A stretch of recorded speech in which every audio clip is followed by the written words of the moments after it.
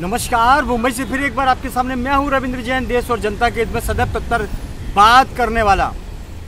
माननीय सर्वोच्च न्यायालय जी और मुंबई उच्च न्यायालय जी, अब ऐसा लगता है कि कलयुग बहुत तेज़ी से आगे बढ़ता है। इसीलिए कहा गया है कि ऐसा कलयुग आएगा, हंस दाना खाएगा और कौवा मोती चुगेगा। इसका मतलब है माननीय अनपढ़, गमार, लुटेरे, धोखेबाज, गद्दार, उनकी डोर इस शासन के ऊपर होगी। और ऐसा भी आज मुझे सुनने को मिला कि ऐसा भी कानून आने वाला है जो सरकार के खिलाफ, शासन प्रशासन के खिलाफ नहीं बोल सकते आप। यूट्यूब, फेसबुक, सभी व्हाट्सएप पर सरकार की निगाहें होंगी। सरकार हमारी निगाह रखेगी, लेकिन हम सरकार की निगाह नहीं रख पाएंगे। ये है कलयुग। जनता के टैक्स पर पूरा देश व्यवस्थित होता है, जिसका आधा पैसा शासन प्रशासन खा पी जाता है। फिर भी शासन प्रशासन के ये कानून देश को परेशान करने वाले होंगे कि शासन प्रशासन की निगाह रहेगी आम आदमी के ऊपर कि क्या बोलता है, क्या करता है, क्या लिखता है। माननीय सर्वोच्च न्यायालय जी, अगर ऐसा होगा और ऐसा कानून बना तो पेपर बंद हो जाएंगे, न्यूज़ चैनल बंद हो जाएंगे। अगर ऐसी सख्त कार्रवाई ये लोग करेंगे, किस बात की कार्रवाई? क्या हम भ्रष्टाचार के खिलाफ आवाज़ ना उठाएं? क्या हम ड्रग्स के खिलाफ आवाज़ ना उठाएं? अब तो ऐसा लगता है कि बड़े बड़े गैंग और बड़े बड़े भ्रष्टाचार और बड़े बड़े नशे के कारोबारी शायद यही लोग चलाते हैं। 99% इन्हीं के हाथ में है, शासन प्रशासन के हाथ में है। इसीलिए ये सख्त कानून बनाएंगे कि कोई भी इनके खिलाफ आवाज़ न उठा सके। माननीय सर्वोच्च न्यायालय जी, आम आदमी की निजता छीनने का काम करने वाले हैं ये लोग। ये मनमानी कैसे? अब तो ऐसा लगता है कि मुगल शासन काल जिस समय ऐसा होता था, वही काल अभी चालू हो चुका है। माननीय, आदमी को जीने का अधिकार ही नहीं है, आदमी बोल नहीं सकता। शासन प्रशासन मनमानी करता रहेगा और हर आदमी सहन करता रहेगा। इनके जुल्मों का शिकार आम आदमी पहले भी था, आज भी है और अभी भी है और आगे भी होगा। इनको मौज करना है, इनसे सवाल नहीं कर सकते। हम शासन प्रशासन से सवाल नहीं कर सकते माननीय कि आप ये क्या कर रहे हो। ऐसा अंधा कानून। एक कहावत है कि रामचंद्र कहे गए सिया से, ऐसा कलयुग आएगा, हंस दाना चुगेगा, कौवा मोती खाएगा। माननीय, भ्रष्टाचार, बड़े बड़े अफीम धंधे, चरस के, गांजे के। एक कहावत थी कि कभी दूध की नदियां बहती थी, गली गली हर नुक्कड़ पर दूध के ठेले लगते थे। लेकिन आज ऐसा कलयुग आ चुका है कि जब दूध के ठेले लगते थे, आज दारू के ठर्रे, दारू की दुकानें जगह जगह चौराहे के अंदर आपको लगी मिलेगी। आ गया कलयुग। और कलयुग, सबसे बड़ा कलयुग तो हमारे देश के नेता हैं, जिन्होंने हमारे देश को बर्बाद कर दिया। आम आदमी के ऊपर अंकुश लगाने का काम करते हैं, जबकि खुद का सुधार नहीं होता है। ड्रग्स माफियाओं में नेता शामिल, हर गुनाह में नेता शामिल। और हमें शर्म आती है कि उन्हें भारत के योद्धाओं को देखो, पृथ्वीराज चौहान को देखो, छत्रपति शिवाजी महाराज को देखो। उन्होंने डंके की चोट पर शासन किया, लेकिन जनता को कभी परेशान नहीं किया। आज हालत ऐसी है कि शासन प्रशासन और सत्ता में वो लोग बैठे हुए हैं जो ड्रग्स के कारोबार का हफ्ता खाते हैं, मिलावट का हफ्ता कारोबार खाते हैं। उनके सभी गैर कानूनी धंधे में उनके पार्टनरशिप है। ये सच्चाई है बड़ी, वरना भारत के अंदर गुनाह हो ही नहीं सकता। शासन प्रशासन दो ताकतें हैं जो आम आदमी के ऊपर जुल्म करती है, सच्चे आदमी को फंसाती है। वरना इनके साथ मिल जाओ, सच बोला तो मार दिए जाओगे, काट दिए जाओगे, आपको कानून के तहत उलझा दिया जाएगा। अगर इनके साथ मिल जाओ, तू भी खा, मैं भी खाता हूँ, मौज करो, जनता को भाड़ में जाने दो, माल आने दो।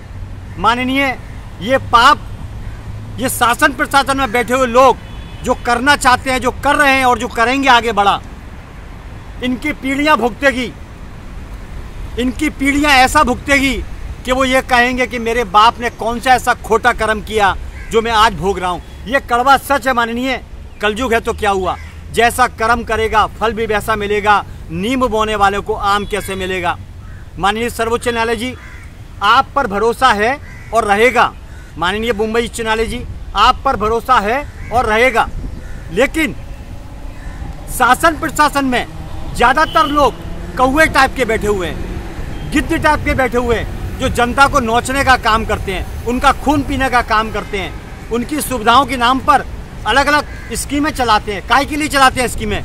पढ़ते जाओ, आगे बढ़ते जाओ, और जो भी स्कीम निकलती है उस स्कीम का फ़ायदा सिर्फ इनके फंटर उठाते हैं, और उसमें इतनी प्रतिक्रिया होती है, इतनी सारी तब्दीलियाँ होती हैं कि आदमी परेशान हो जाता है। मौज करते हैं जनता के पैसे पर। काहे के लिए इतनी सारी स्कीमें निकालना? एक स्कीम बहुत हो गई, जिसको ज़रूरत है वो मिलेगा, शासन प्रशासन कार्रवाई करेगा और उसके आधार पर उनको देगा। माननीय, ये भारत के नेताओं ने क्या दिया? 1947 के बाद से आज तक कोई भी दमदार नेता भारत में है ही नहीं। जो भी है, पक्ष और विपक्ष, ये दो एक पहलू हैं, और मौज करते हैं शासन प्रशासन में बैठ के। ये अड्डा बना लिया शासन प्रशासन, ये एक अड्डा है मौज करने का। 1947 के बाद से एक भी नेता ने अपनी ताकत नहीं दिखाई जो भारत का चित्र बदल सके, भारत की दिशा बदल सके। माननीय, बहुत शर्म का विषय है, एक ही नेता नजर आता है इस समय पूरे भारत के अंदर, योगी आदित्यनाथ, जिसने भारत का नक्शा बदल दिया, एक उत्तर प्रदेश की छवि बदल दी। इसको कहते हैं नेता।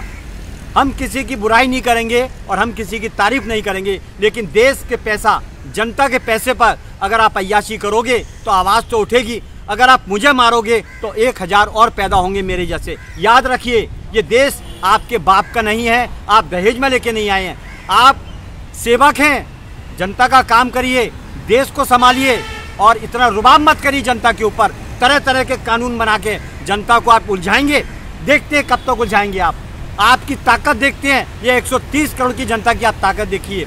जिस दिन क्रांति आई उस दिन आप भारत में नहीं टिक पाओगे।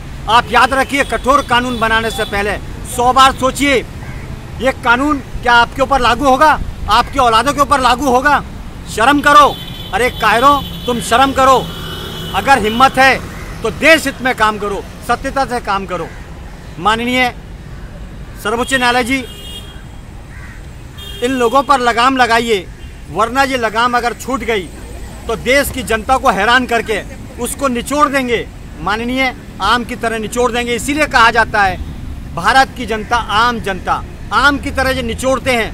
शासन प्रशासन के लोग मिलकर आम जनता को आम की तरह निचोड़ के पी जाते हैं। माननीय, हमारे टैक्स पर पूरा संविधान, भारत की दिशा, भारत का विकास और भारत की प्रगति होती है जनता के टैक्स के ऊपर, और जनता को ही हैरान किया जाता है। आज किसी भी ऑफिस में जाइए, आप किसी भी ऑफिस में जाइए, राशन कार्ड बनवाने जाइए, आपको फॉर्मेलिटी इतनी पूरी करनी पड़ेगी कि ज़िंदगी खराब हो जाएगी। आपकी कोर्ट में भी ऐसा है माननीय सर्वोच्च न्यायालय जी, जवानी में केस दर्ज होता है, बुढ़ापे में फैसला आता है। माननीय, कितनी तकलीफें हैं आम जनता को कि कोई अधिकारी के चक्कर में पड़ा तो उलझेगा, हॉस्पिटल में फंसा तो उलझेगा। माननीय, क्या लगा रखा है? आम आदमी को हैरान कर दिया है।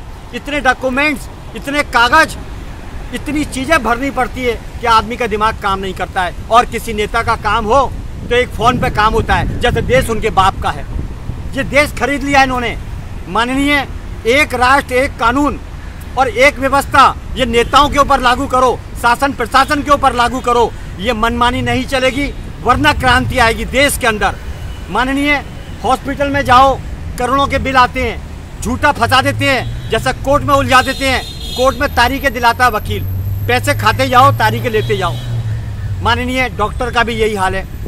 मिलावट का खाना, दूध में मिलावट, घी में मिलावट, दवाइयाँ नकली, मसाले मिलावटी। माननीय, भारत में क्या चलता है? लेकिन नेताओं को एकदम शुद्ध खाना आता है। क्यों भाई? जनता का पैसा और नेताओं को शुद्ध खाना क्यों आता है? बाजार में ये एजेंसियाँ ध्यान नहीं देती, मौज करती हैं।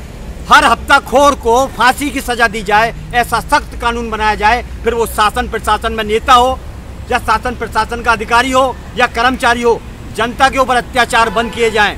माननीय सर्वोच्च न्यायालय जी, हम आपसे विनती करते हैं, इतना सख्त कानून बने और एक राष्ट्र एक कानून बने, जहाँ पर शासन प्रशासन का कर्मचारी से लेकर अधिकारी तक, नेता से लेकर अभिनेता तक उनको भी फांसी हो अगर वो गलत करते हैं तो। ऐसा नहीं जनता ने गलती की, जनता को फंसा दिया तो नेता को भी फंसाइए आप। नेता तो बार बार गलत करता है, हर बार गलत करता है, फिर भी छूट जाता है। माननीय निवेदन करते हैं, देश बचाइए। बस इतना ही काफी है। मैं हूं देश हित में रविंद्र जैन। जय हिंद।